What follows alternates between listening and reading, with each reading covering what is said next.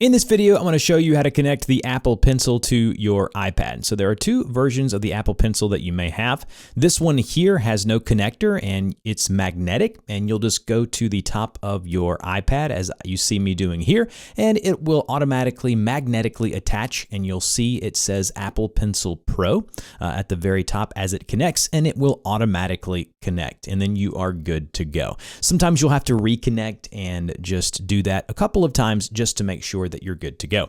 Next, you may have the first generation of the Apple Pencil or generation 2, and this one will have a connector. It pulls apart at the bottom, as you see here, connecting with a USB-C in my case. So you take a USB-C cable into the Apple Pencil, and then the other end goes into the iPad itself, and then within a few seconds, you should see that the Apple Pencil has been connected. Now it should show you how much charge it has, and then once it does, you are good to use the Apple Pencil. That's it. There'll be some frequently asked questions down below. If this helped, like, share, and subscribe, and I'll see you guys in the next video.